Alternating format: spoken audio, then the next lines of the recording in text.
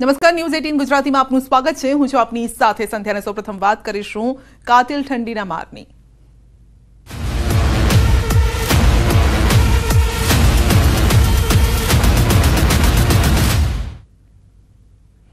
ठंडी अंगे हवामान विभागनी मोटी आगाही છે। 48 કલાક રહેશે ઠંડીથી રાહત।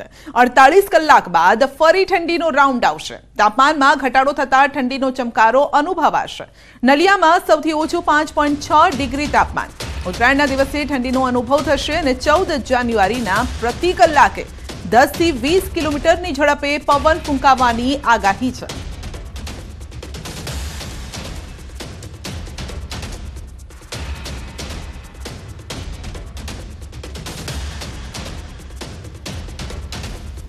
आने वाला अगले 7 दिन तक मौसम शुष्क रहेगा, रहने का पूर्वानुमान है। और जो लघुत्तम तापमान है 2 से 3 डिग्री सेंटीग्रेड बढ़ोत्तर रहेगी अगले 48 घंटा तक, लेकिन उसके आगे फिर 2 से 3 डिग्री सेंटीग्रेड टेम्परेचर डाउन होएगी। अभी जो पवन का दिशा है पूर्व से दक्षिण पूर्व है, और जो सबसे लघुत्तम तापमान गुजरात रीजन में रिकॉर्ड हुआ है वो नलिया में है 5.6 डिग्री सेंटीग्रेड, जो कि अहमदाबाद में रिकॉर्ड हुआ है 12.8 डिग्री सेंटीग्रेड। तो जम्मू काश्मीर आ तरफ ठंडीनो चमकारो उत्तर पूर्वीय पवनों जे रीते फूंकाई रहा छे तेने जोता जोवा मळशे। जो कि 48 कलाक हाल राहत रहेशे, परंतु आवनारा समयमां ठंडी वधी शके छे। जम्मू काश्मीर और हिमाचल प्रदेश में हिमवर्षाना कारणे समग्र उत्तर भारत में तीव्र ठंडी पड़ी रही। जम्मू काश्मीरना बांदीपोरमा भारे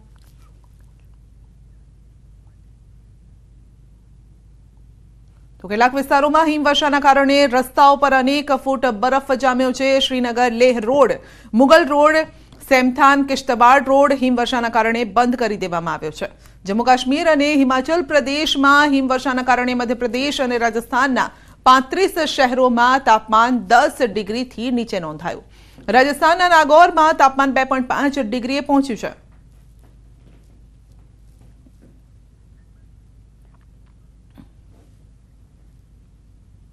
सूरत में विविध प्रश्नों ने लई मालधारीओए मोर्चो काढ्यो और कलेक्टर कचेरीए पहुंची रजूआत करी। मनपा परेशान करी रही होवानो पशुपालकोनो आरोप छे अने पशुपालकोनुं कहेवुं छे के पालिकाने दंड आपवा छतां पशुओने छोडवामां नथी आवता।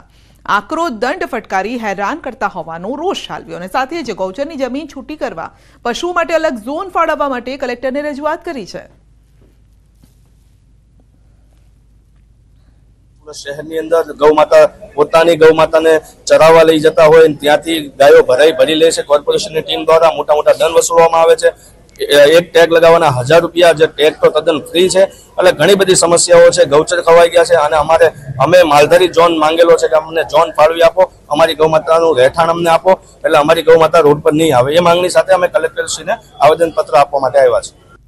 આ અંગે વધુ અપડેટ મેળવીશું સંવાદદાતા કીર્તેશ પાસેથી। જી કીર્તેશ, પશુપાલકો આકરા પાણીએ છે। બિલકુલ, જે પ્રકારે માલધારી સમાજના લોકો કલેક્ટર ઓફિસે મોરચો લઈને પહોંચ્યા હતા અને ઉગ્ર રજૂઆત કરી હતી કે મહાનગરપાલિકા દ્વારા તેમના રખડતા ઢોરોને પકડીને દંડ કરવામાં આવે છે।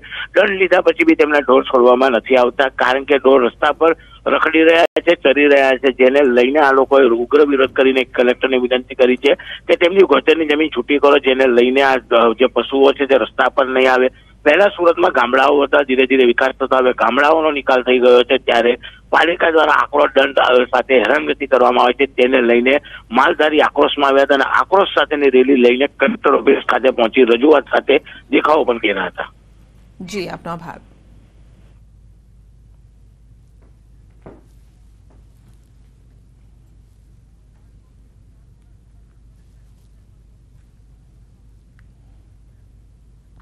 રાજકોટની વાત કરીએ તો અહીં અસામાજિક તત્વોનો આતંક જોવા મળ્યો છે। તોડફોડ કરવામાં આવી છે। આપ જોઈ શકો છો દ્રશ્યોમાં અસામાજિક તત્વોએ તરખાટ મચાવ્યો છે અને તેઓએ તોડફોડ કરી છે, જેના દ્રશ્યો સામે આવ્યા છે। તો અપશબ્દો પણ તેઓ બોલી રહ્યા છે। ખાણીપીણીના સ્ટોલ્સમાં કરી છે તોડફોડ। રાજકોટમાં અસામાજિક તત્વોનો આતંક। શહેરમાં ગત રાત્રિએ ખાણીપીણીના સ્ટોલ્સમાં કેટલાક શખ્સોએ તોડફોડ કરી। રાજકોટ શહેર અને નાણાવટી ચોક નજીક આવેલ હોકર ઝોનમાં કેટલાક શખ્સોની ટોળકી તોડફોડ કરવા પહોંચી। ખાણીપીણીના સ્ટોલમાં તોડફોડ કરી છે। એક વૃદ્ધને માર પણ માર્યો છે। સમગ્ર ઘટનાનો વિડીયો વાયરલ થયો છે અને પોલીસે આ બનાવ અંગે તપાસ હાથ ધરી છે। વધુ અપડેટ મેળવીશું સંવાદદાતા અંકિત પાસેથી। જી અંકિત, રાજકોટમાં ગુનાખોરી વધી રહી છે। એક સમય રંગીલું રાજકોટ કહેવાતું, પરંતુ હવે ક્રાઇમ નગરીમાં આવી રહ્યું છે અને અસામાજિક તત્વો તોડફોડ મચાવી રહ્યા છે। ચોક્કસ સંધ્યા, ખાસ કરીને વાત કરવામાં આવે તો રાજકોટ શહેરમાં દિવસે ને દિવસે લુખ્ખા તત્વોનો આતંક વધી રહ્યો હોય તે પ્રકારની ઘટના છે તે સામે આવી રહી છે। ખાસ કરીને જે વિડીયો સામે આવ્યો છે, આ વિડીયો છે રાજકોટ શહેરના યુનિવર્સિટી પોલીસ સ્ટેશન વિસ્તારમાં આવતા નાણાવટી ચોક પાસે જે હોકર્સ ઝોન છે ને, આ હોકર્સ ઝોનની અંદર લુખ્ખા તત્વોની જે ટોળકી છે તેના દ્વારા તોડફોડ કરવામાં આવી હોવાનું છે તે સામે આવ્યું છે। ખાણીપીણીની સ્ટોલમાં તોડફોડ છે તે કરવામાં આવી છે અને ત્યારબાદ વૃદ્ધને છે તે મારવામાં આવ્યો છે। સમગ્ર ઘટનાનો વિડીયો છે તે પ્રત્યક્ષદર્શીએ પોતાના મોબાઈલ ફોનમાં કેદ કરી લીધો હતો અને આ વાયરલ વિડીયો મામલે હાલ અત્યારે યુનિવર્સિટી પોલીસ દ્વારા તપાસ હાથ ધરવામાં આવી છે। જી સંધ્યા। જી, આપનો આભાર।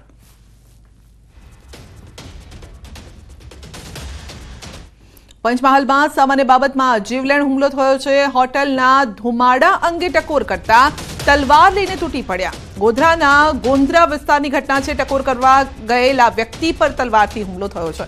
તલવારથી હુમલો કરતા એક વ્યક્તિ ઇજાગ્રસ્ત થયો છે। મારામારી કરનાર 4 શખ્સ સામે ફરિયાદ પણ નોંધાઈ છે અને ત્યારે હાલ તો પોલીસે આરોપીને પકડવા માટે ચક્રો ગતિમાન કર્યા છે।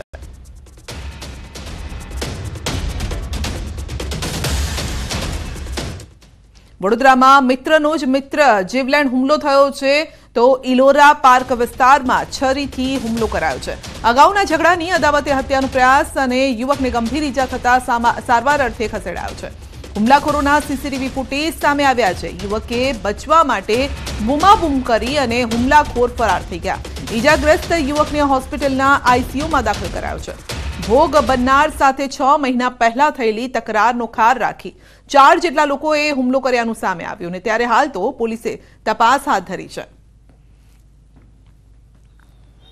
સુરેન્દ્રનગર ના હોય અને મિત્ર વર્તુળ જ હોય, અગાઉની કોઈ અદાવત અને અગાઉની કોઈ જે માથાકૂટ છે એને લઈને એમના જ મિત્રો દ્વારા મારામારીનો બનાવ બનેલો છે। અગાઉની કોઈ બોલાચાલી અને મિત્રતાની અંદર જ માથાકૂટ થયેલી એને કારણે બતાવે છે અને ભોગ બનનારની રાતની જે હાલત છે એની અંદર વધારે પૂછપરછ થઈ શકી નથી।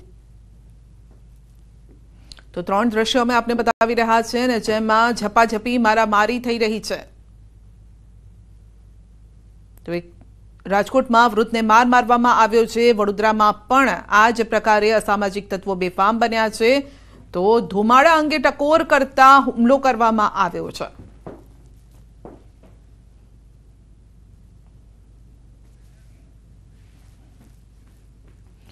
મોરબીમાં છરીની અણીએ ડીઝલની લૂંટ કરનાર આરોપીઓ ઝડપાયા છે। હાઈવે પર લૂંટ કેસમાં મોરબી એલસીબીને મળી છે મોટી સફળતા। કચ્છની કુખ્યાત ગેંગના 2 સભ્યો ઝડપાયા છે। 3 આરોપીની શોધખોળ પણ આરોપી આમદ ઉર્ફે ભાભો સિદ્દીક સમા અને શિવકુમાર રાજપૂતની ધરપકડ। હનીફ ઓસ્માન સમા, અબુબકર સમા અને મજીદ તૈયબ સમાની શોધખોળ હાથ ધરાઈ છે। 750 લીટર ડીઝલ અને 3 કાર સાથે કુલ 10.74 લાખનો મુદ્દામાલ જપ્ત કરાયો છે અને આરોપીઓ આ પ્રકારે લૂંટ કરવા ટેવાયેલા હોવાનો ખુલાસો થયો છે। તો જો કોઈ પ્રતિકાર કરે તો હત્યા કરવાની પણ તેઓ તૈયારી દર્શાવતા હતા।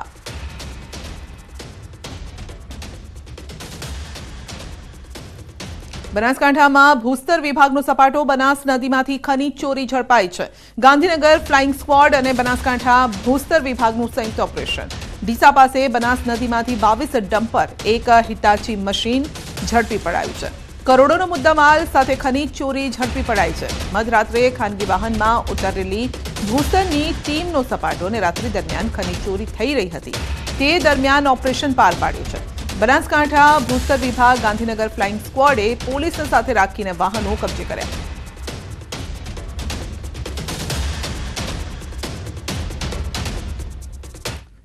તો ફ્લાઇંગ સ્ક્વોડની ખનીજ માફિયા સામે કાર્યવાહી છે। સુરત ફ્લાઇંગ સ્ક્વોડના વડોદરામાં દરોડા। શિનોરમાંથી મોટા પ્રમાણમાં ખનીજ ચોરી ઝડપાઈ છે। 5 વાહનો સહિત 1 કરોડથી વધુનો મુદ્દામાલ જપ્ત કરાયો છે। વડોદરા ભરૂચ જિલ્લામાંથી પસાર થતી નર્મદા નદીની આસપાસના મોલેથા અને નરખડી વિસ્તારમાં કાર્યવાહી કરાઈ છે અને હવે સવાલ એ થાય છે કે ગેરકાયદેસર નક્સલ પ્રવૃત્તિ સ્થાનિક તંત્રને કેમ દેખાતી નથી? સ્થાનિક તંત્ર કેમ કાર્યવાહી નથી કરતું? ત્યારે હાલ તો સુરત ફ્લાઇંગ સ્ક્વોડની કડક કાર્યવાહીથી ખનીજ માફિયાઓમાં ફફડાટ છે.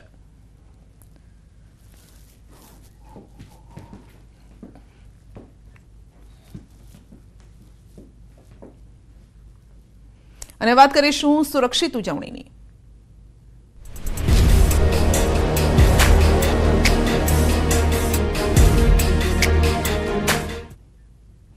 ખેડામાં ઉત્તરાયણ પૂર્વે કાતિલ દોરીનો કહેર. બાઇક ચાલક યુવકનું દોરીથી ગળું કપાયું છે. કઠલાલના મોતીપુરા ગામ નજીક બની છે ઘટના. ઘાયલ યુવકને તાત્કાલિક સારવાર મળતા જીવ બચ્યો છે. યુવકને વધુ સારવાર અર્થે અમદાવાદની સિવિલ હોસ્પિટલમાં ખસેડાયો છે.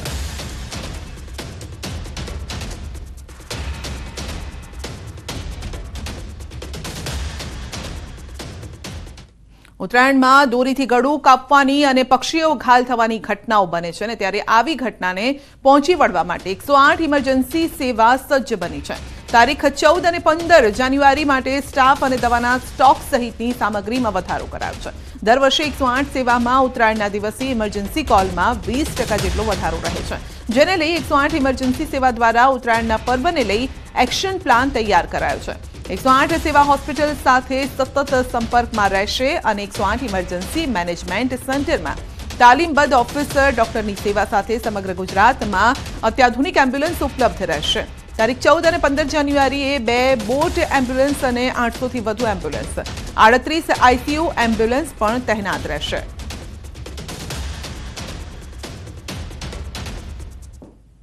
ચૌદમી જાન્યુઆરીના દિવસે લગભગ 29% જેટલી વધી અને 4900ની આસપાસ ટોટલ ઇમરજન્સીસ થવા પામશે.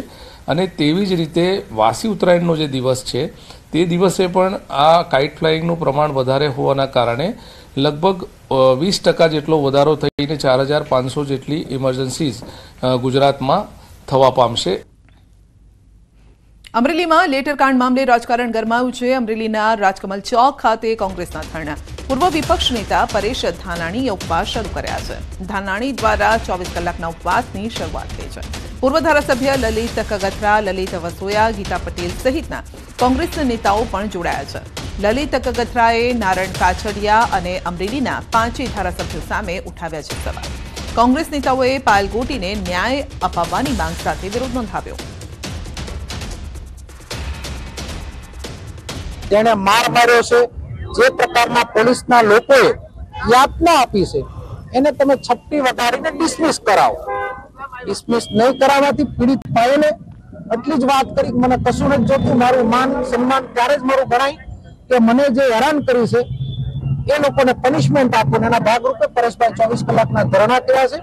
કોઈ રાજકીય હેતુ માટેની લડાઈ નથી, આ ગુજરાતની દીકરીને ન્યાય અપાવવા માટેની લડાઈ છે. અને અમે પરિણામલક્ષી આ લડાઈ બનાવીશું. આવતા દિવસોની અંદર આખા ગુજરાતની અંદર નારી સ્વાભિમાન આંદોલન સમિતિ દ્વારા આંદોલન થશે. પરેશભાઈ ધાનાણી છે કે પ્રતાપભાઈ છે કે અમારા જેનીબેન છે, એ લોકોએ જ્યારે આ બેનને ન્યાય અપાવવા માટે મેદાને પડ્યા છે, ત્યારે આવનારા સમયની અંદર અમે પણ સૌ મહિલાઓ એમની સાથે જોડાઈશું. અને જ્યાં સુધી આ દીકરીને ન્યાય નહીં મળે ત્યાં સુધી અમે આંદોલન થાય તો આંદોલનમાં પણ અમે એમની સાથે છીએ. તો અમરેલીમાં કોંગ્રેસના ધરણા પર ભાજપના પ્રહાર. કોંગ્રેસના હારેલા નેતાઓ પાસે મુદ્દા નથી. કોંગ્રેસ ખોખલી નારી સન્માનની વાતો કરે છે. કોંગ્રેસ નિમ્ન કક્ષાની રાજનીતિ કરી રહ્યું છે તેવા આરોપ લાગ્યા છે.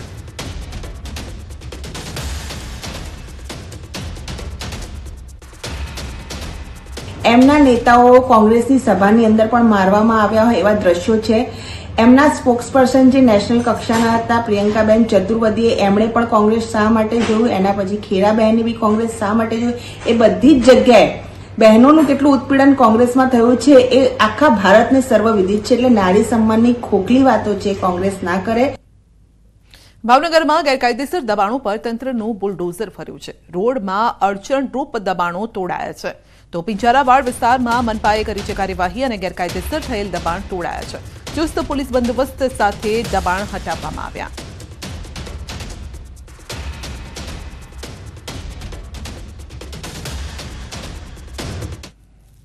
સુરતમાં 8થી બાળકોને શાળામાં પ્રવેશ અપાવવા વાલીઓએ નવો કિમિયો અજમાવ્યો છે.